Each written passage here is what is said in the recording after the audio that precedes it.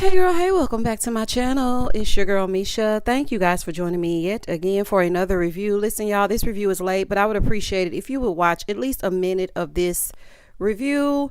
We just recently got power back after a hurricane that swept through Houston, and so what I'm really trying to do is just catch up, and you watching at least a minute of this and sharing this video will help me. Okay, normally I give you a great intro and then we get into it, but I'm exhausted, y'all, and let's just get into it if we gonna get into it.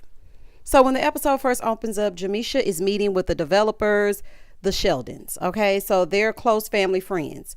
Nikki arrives next. Nicole isn't there. Okay, she's somewhere. I don't know where she is. I forgot. And Jaquita is out of town. So Jermeshia is there with the developers by herself with Aunt Nikki. Now I can say that Jermeshia is very persistent. Jermeshia said, look, we're going to get this done one way or the other.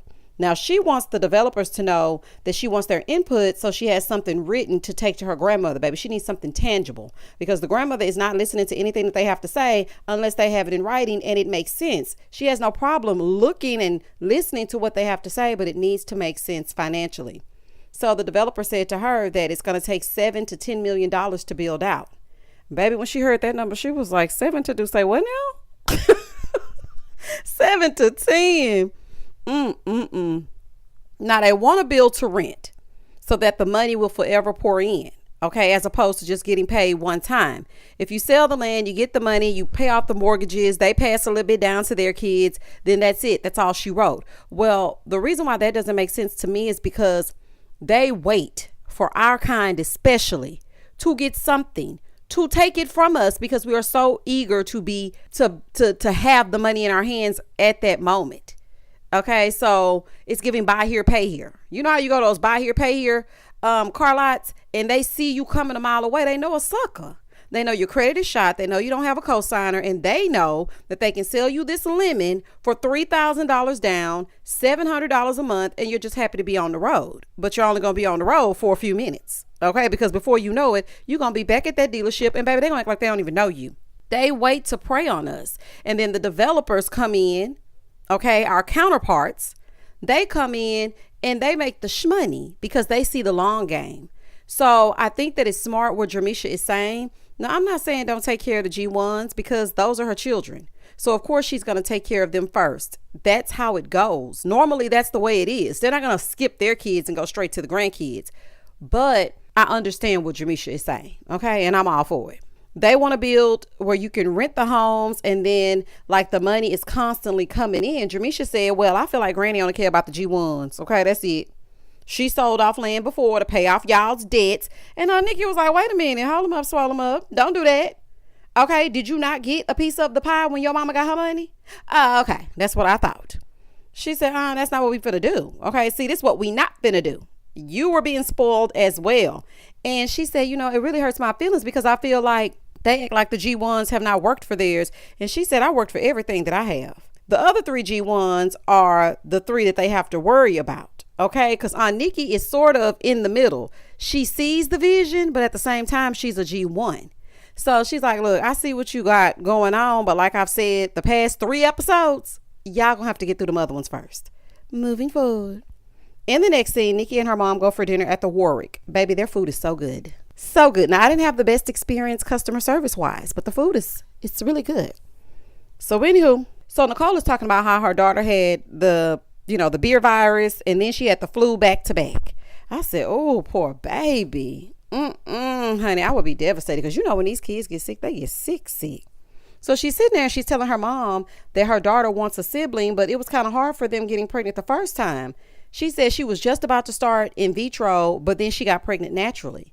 So her mom is sitting there like, wait a minute, you didn't tell me that. She's like, well, it's not something I really wanted to talk about. I didn't really want to tell anyone. And, I just kept it to myself. But she is thinking about adopting. She doesn't want her daughter to grow up alone. Let me tell you something. I definitely understand the struggle because I struggle with that myself. I told y'all before that I want to adopt for the same reasons because I do not want my son to grow up alone. I don't want him to be out there without anybody. I just think that he needs someone. Now, her mom is more worried about her schedule. She's like, well, what about your schedule? And, what about your husband's schedule? How's that going to work? Ma'am, they're going to be fine. The same way they're working with this daughter. They started talking about her having this talk with Lakeshia, right? And her mom is trying to talk about how it all started. And Nicole is like, she's cutting her off. She said, look, I don't want to hear that. I don't want to hear it. I don't want to know exactly how it started. I'm good. Well, for me, it's not just about you, because everyone went through it. I feel like Nicole's attitude can be so off-putting. It's just something about it, baby. It's really doing something to me. Because, let your mom express yourself. Then she turns around and says, I feel like my mom has never felt like she's been heard. Well, why would you turn around and basically say, I don't give a damn what you're talking about? I don't want to hear it. If you feel like she's never been heard, then why don't you hear her? Why not listen? Because clearly something was going on, because you said that you and Lakeshia are months apart. So clearly daddy did something that he ain't had no business doing. Now, I know some people don't want to hear about their parents' indiscretions because they want to keep that vision that they have of them in their heads. But baby, daddy did something that ain't right. Okay. He was a rolling stone. Like, I feel like your mom just wants to express that. And that right there is why Lakeshia doesn't like talking to you, because you shut people down. Allow them to express themselves. And then you say what it is you have to say. Like, I didn't get that. In the next scene, it's the day of Jermeshia's brunch. Okay. Brunch with the brokers. Baby, all of that fabulousness in one room. I want to go, honey, and I ain't even a broker. Sign me up. Baby, sign me up. Everybody looked fantastic. Do you hear me? So Jermeshia fills Nicole in on their meeting with the developers. And Nicole, again, is like, well, did y'all run that by Granny? She was like, girl, I'm going to run it by Granny. I talked to her. I already told you that. Nicole keeps repeating that they can't do anything without Granny's okay. Baby, I think they know that by now. Jermeshia is not trying to go behind her back and sell her land. She's not trying to do that. She's just trying to make sure that she has everything that she needs to present a strong case to Granny. Just give her a minute. Let her work. Let her work. Okay. And I was like, is Nicole super close with Granny? Because I don't think she's all the way in with the G2s, but maybe that's just me. So then Lakeshia and her girlfriend Karamell, they arrive. So once the brunch starts, Jermeshia is just letting them know that there are some of the top producers in their Black independently owned brokerage, and there are only 6% of them that are selling and that are Black, and their counterparts are earning 30% more than they are. And that's in every field, honey, even over here on this YouTube. I feel like I know for a fact, because I've researched and I've done the work to see that we are disenfranchised in the social media space. That includes TikTok, YouTube, Instagram, Snapchat, Twitter, aka X, all of that. Okay, they're going to make sure that our counterparts are heard, seen, and upfront. If you get that list of the highest paid TikTokers, not one of us made the top 10, but they come in, they steal our dances, 5, 6, 7, and 8. Okay, they whitewash them out. They put them to the forefront. They use the sounds that other people have already created, and they're making moolah, baby. Okay, they're making major money. Over here, I can review Love After Lockup and I'll get 1,000 views. My counterpart will review Love After Lockup and get 90,000 views. The math is not mathing, because if you're searching for the exact same show and something comes up, then why aren't we being pushed out just like them? So when I heard this, I wasn't surprised, because it happens all the time. She said that people don't value what they bring to the table, and I think that they don't. Now, in the middle of Jermeshia talking, here comes Nicole piping up.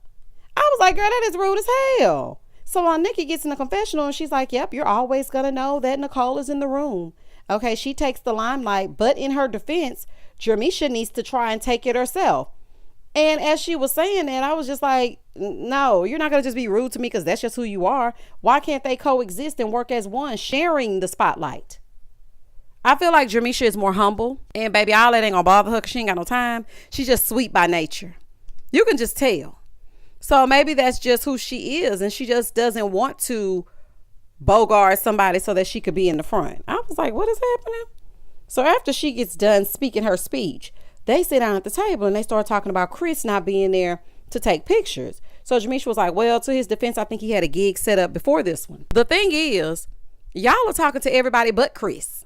I say let him be on call Don't be expecting exclusivity because he ain't working. Okay, it's not working. Also, cut off that direct deposit. Okay, don't pay unless he play. If you haven't taken now picture, you will not be getting now paycheck. That's just how it is. You cannot be on payroll and you're not doing anything to get paid. So therefore, and thus and such, you need to go and do what you gonna do over there at 126 Photography. Shout out to y'all. And we'll do what we do over here. And when we need you, we will pay you, when you do your work. Because otherwise, y'all gonna still be arguing. So they switch over to Lakeshia and Karamell, honey, because that's what they're here for. Nicole said, how long have y'all been dating? She said, about 2 years. She said, okay, well, I feel like I don't even know you, and y'all have been together 2 years. Now, Nicole, you know full well that you are not approachable. Talking about, I feel like I barely know you. You probably ain't tried to get to go know that girl. So Jermeshia tells Karamell, well, you know what? I said some kind of shady about you. So Karamell said, what did you say? She said, I said you are like Keisha's accessory. Oh, baby. When I tell y'all, I would have turned that brunch out. It would have been mimosas and mean mugs, baby, because don't play with me. Do not play with me. Don't get amongst these people and we wearing our fine suits and whatnot and get to acting a fool. Absolutely not. Now, Jermeshia did try to clean it up and say, no, I'm saying like you compliment her like an accessory. But, it's just strange that we don't know you. But, I feel like I haven't tried to get to know you. Okay, at least she took a little bit of accountability, honey, because when I tell you I would have got up, I'm not finna play in my face on this here camera. So then Karamell said, well, I come in, I speak. I'm very respectful. Aunt Nikki said, wait a minute. Come in and be very respectful. Girl, you so quiet. I don't even know you in there. I don't even know you in the building. What you mean? Well, Aunt Nikki, everybody is not comfortable jumping in the mix. It doesn't make them a bad person. It just means that they aren't comfortable or they're more introverted. Because I've had that problem when I met people's families before. Like there's so much that sometimes I need to take a minute to adjust. And then once I get comfortable and I've been around them a few times, then I jump right in that thing.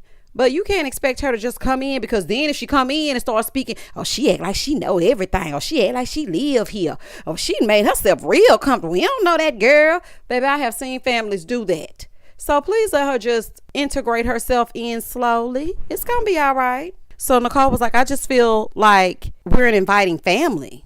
Some of y'all, okay? Not all y'all. So then Keisha pipes up and says, well, it was kind of like the timeline in which y'all met her. It wasn't ideal because I was dealing with a tragedy. So it's kind of like y'all didn't meet her at a good time. So Nicole said, yeah. And what we were thinking is at the time that we were introduced to her, y'all were arguing. And she was grieving. So we took that some type of way, and that made us feel some kind of way. And we've never really expressed that to her, but yeah, we've always held that over her head. So Nicole said that Keisha's ex-girlfriend kept calling her, right, during the time that her mom had passed. So Karamell was like, what is going on? Why does she keep calling you?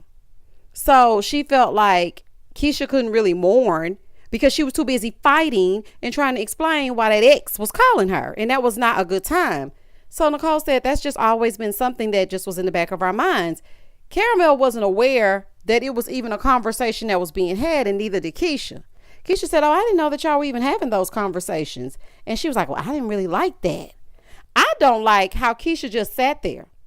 That's so uncomfortable. Girl, say something in defense of this woman. It was everybody at the table giving their 2 cents, and she just had to take it. I would have had some words with her in that car. And also, I feel like it's inappropriate that they had that conversation with her in that space. Like, this is not a regular brunch. This is supposed to be about professionalism. So why are you talking to me about some mess that happened a long time ago? In the next scene, Chris, Jaquita's husband, he's at the house cooking dinner for he and his son because, she's out of town in Mexico. Chris said he loves the one-on-one time with his son because his dad was incarcerated when he was growing up, even though his son is more of a mama's boy. But he was a mama's boy growing up, so he can't fault him too strong. Meanwhile, Jaquita is living her best life in Mexico. Talking about mom guilt where? Not over here. Girl, you need to show me your ways, because I feel so guilty when I take a long bath. I'll be like, oh, child, let me hear him get up out of here, honey. He might need something. I think it's because it's just me. Maybe if I had a partner in the house or somebody to help me, then I wouldn't feel as guilty. But since it's just me, I feel like I have to be all things at all times. And if I don't, I feel guilty. But girl, you was having a good time. I know that's right. So they started talking about the contract that he hasn't gotten yet. And he said, I'm not working unless I get a contract. She said, wait a minute, that doesn't mean you're quitting, right? So she says she's worried because he acts off emotions and acts like he wants to quit, but he needs to stop and take a beat and think about things. He said that she's just a worrier. They could have $1 million in the bank and she's still gonna worry. Now I'm with Jaquita.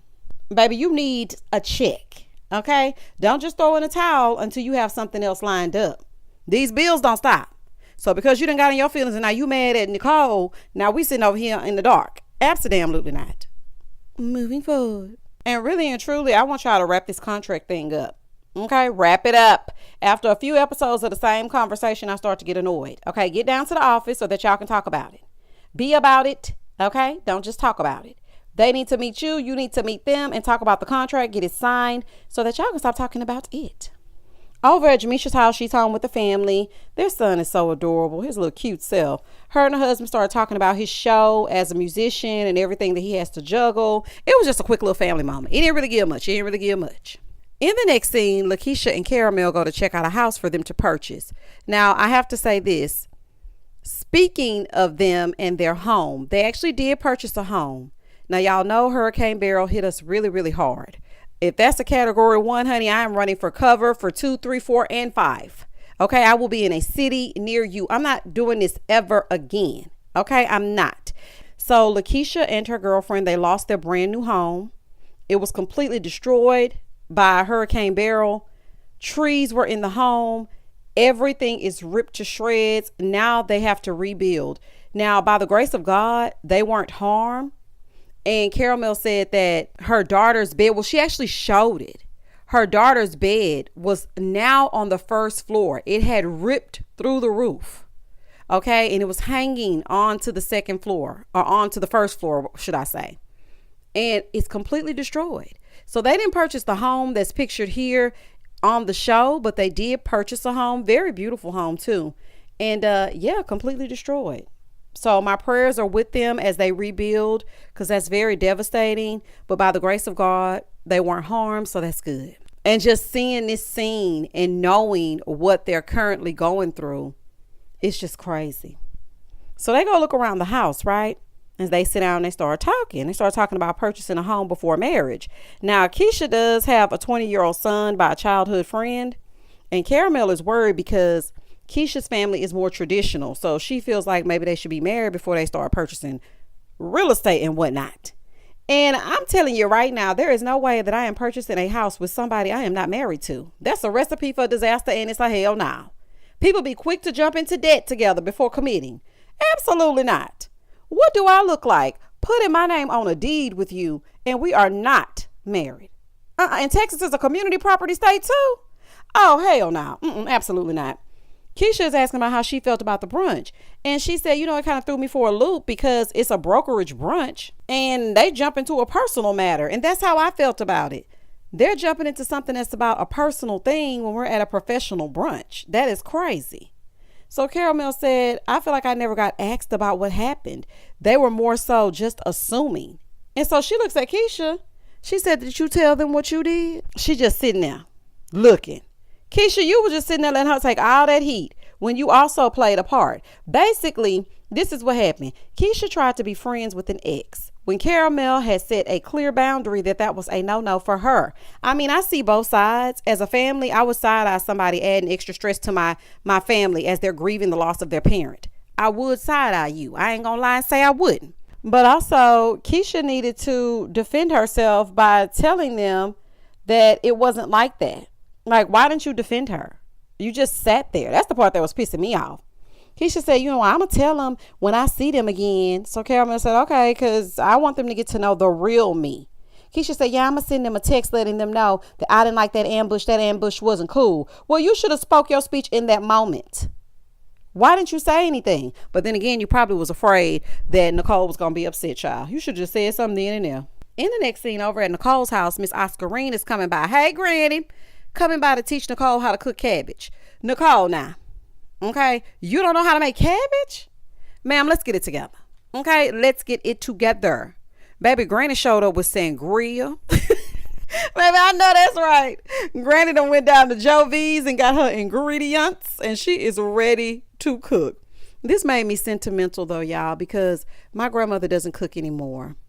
And so of course, I know how to cook. And of course, I know her recipes and things. But seeing them able to cook together, that's very sweet to me. So Nicole starts telling her that she wants to adopt, and it's mostly because of her. Now, Miss Oscarine was adopted. She was adopted into a beautiful family. She said her mom didn't want anything to do with her at 5 months old. So she got adopted into another family, and that's who made her who she is today. And I could tell that Nicole feels comfortable with Granny because she doesn't show any emotions around anyone else like that. She's very comfortable with her. This subject has touched me because my family has tried to discourage me from adopting, saying that they could have health issues or they could have behavioral problems, but every child deserves love. And every child gonna have something. That's just how I feel. I would have never guessed that Miss Oscarine was adopted either. No wonder she wants to be sure to take care of the G1s because she's being the mother that she didn't have. Now, maybe I'm looking too close into it and I'm just putting a lot of stank on and a lot of zhuzh, but I really feel like that's why, y'all. So then Nicole brings up the land, telling her, don't do nothing that you don't want to do and don't let them pressure you. She said, I don't mind looking and listening to what they have to say. She said, well, I want to make sure that you are making your own decisions. Don't let them influence you. So, Nicole, this is my question for you, baby. Are you working against what Jermeshia is trying so hard to achieve? Because it's giving sneaky. I don't know if nobody else felt that way, but that's how I feel. It's giving sneaky. Because why are you sitting here telling Granny, don't let them pressure you? Then you get with the G2s and it's like, that's a good idea. Yeah, we could do that. Like, which one? I don't like that. I get it. But at the same time, you know full well that Jermeshia is wanting all of the G2s to stick together. So why would you do that? Moving forward. In the next scene, Jermeshia's husband, Justin, is doing a show. So they're arriving at the venue. Jaquita is back from Mexico. Baby, Chris gonna stay in that hoodie, ain't he? Chris said, look, I don't know if this is gonna be picked up for a season 2, so 126 photography it is. Chris, shout out to you. Okay, I'm gonna go and shout your thing out, honey. If you are in the Houston area and you need a photog, call Chris. Hop on the Instagram and find 126 photography. Okay, put it in the Googler. And Chris will come and take you some pictures, honey, because he ain't got no contract over there with them braids, child. So I'm just trying to help you get a little business, Chris. Shout out to y'all, honey. This wasn't sponsored, but Chris, you do need to shoot me a few dollars if you get some clients from this here review. I'm just telling you. So then Nicole arrives. Baby, I have to say, Nicole be dressed down. Do you hear me? Baby, dressed down. The heifer be putting it on. She be putting it on. So they start talking about Karamell and Keisha before they get there, right? They all sitting there because Jaquita want to be filled in on what happened when she wasn't there. So Nicole said, well, I thought it went well until we got this text message. So they started reading the text message and Keisha was basically letting them know, don't come at her like that. Don't mess with my girl. I'm gonna be the one to bring it to you. Honey, she was basically letting them know, don't play. Okay? Don't play with it. Don't play with it. Come on, baby. Don't play with it. My thing is, it wasn't the appropriate time. Even though you felt like she was taking it well, it wasn't the appropriate time. And also, it was coming from every angle. I would have felt the way too. First, it was you. Then she says she comes in, she's respectful. Here come on Nikki. Respectful? Girl, we don't never even hear your voice. Whole time they bombarding her with this stuff, her woman is just sitting there looking like, what is wrong with you? So Aunt Nikki arrives, right? And Nicole tells her that Karamell felt a way about her, like her energy was bad. So Aunt Nikki was like, well, her energy is bad. See, family be doing too much sometimes. Because see, you ain't even have to tell her that. And you know that they're about to show up. So why would you even tell her that? And you know Aunt Nikki looked like she pop off. You know how you can just look at somebody and tell this ain't what you want? That's what Aunt Nikki gives me. So why would you even say that? And baby, this is getting messy. To be continued. And that was the end of the episode. Listen, y'all, I am playing catch up. Please check out my next review. Normally, I don't review sisters, but I am reviewing it this week. Because guess what? I got to play catch up. Because I made $0. Okay? If you don't go to work, you don't eat. So now I got to play catch up. Y'all, I don't know if you watch Tyler Perry Sisters. I'm not sure if you do. But even if you don't, go and watch 1 minute of that video for me so that it counts. Actually, 1 minute and 1 second so that I make sure that they count my view. Okay? Comment down below. Tell me exactly what you thought about this episode. Please don't hesitate to like, comment, and subscribe to the channel. And as always, Stay safe, stay blessed, spread love, not germs. Peace.